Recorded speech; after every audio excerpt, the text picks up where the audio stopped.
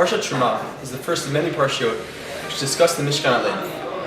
And the question we have to think in the big picture is, what's the purpose of the Mishkan? What role did it serve in the context of Sefer Shemot? So the Ramban, in his introduction to Sefer Shemot, explains that there's a progression throughout the whole Sefer. First, God took us out of the depths of Egypt to Matan Torah, and then the Mishkan. The Mishkan is the climax, and it's reflected by the fact that there's so many different parashot regarding this detail, and God dwelling among us was really the climax of Sefer Shemot.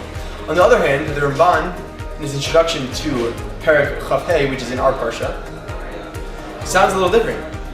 The Ramban explains that really the climax, the greatest moment, was really Har Sinai. It was the revelation God came to us, God spoke to us. And really the whole purpose of the Mishkan was just to take what we had at Har Sinai and capture it into our everyday lives. So which one is it? Was Mishkan really the climax and the goal, or really was it Har Sinai? So Rav Horon explained this apparent contradiction in the following way. He said, yes, everyone would agree that Har Sinai was the greatest miracle that happened. That was the climax in terms of what God actually did. But at the same time, what was the purpose of that? The whole purpose of Har Sinai was to take us and bring God into it, to be inspired and to take God into our everyday lives in the Mishkan. So that's what the Ramban means, that the climax of Sefer Shemot was the Mishkan, because that ultimately was the goal of what Har Sinai was for. And as in terms of progression from going from Yetziat Mitzrayim, from the 49th level of Tumah all the way to the end, when God is living in our lives on a daily basis, that is why the Mishkan is really the climax. The goal, clearly then, and the message that we see here, is that inspiration is something which comes and it's inspiring, and we have these moments of inspiration, but it only means anything if we take it with us. We take that inspiration and take it with us in our everyday lives. Now the question though is, how do we do that? How do we take these moments of inspiration when we feel so connected and we want to grow, and how do we take that and capture it, like we had Har Sinai, and take it with us, like the Mishkan? So Rav Yosef, when he comments on the pasuk of Im lo achshav imatay in Pirkei Avot, Parak Aleph Yud Daled, he gives the following story, and I think it can answer this question.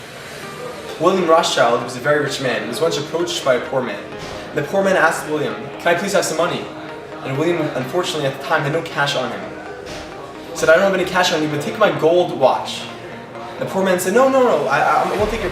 I'll come to you another day and I'll ask you for money then. And he insisted, and they fought back and forth. And William Rothschild said the following statement. He said, "Take my watch. You know why? Because right now I'm inspired to give you. Right now I want to help you. But who says that tomorrow I will?"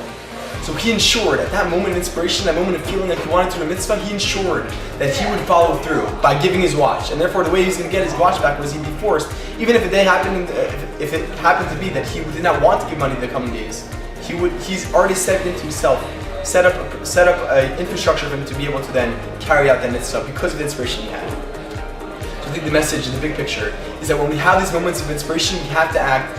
In lo achshav, if in the moment when you're inspired you don't act, imatay, when are you ever going to act? That's the message of the Mishkan. That's the message of going from Har Sinai to the Mishkan.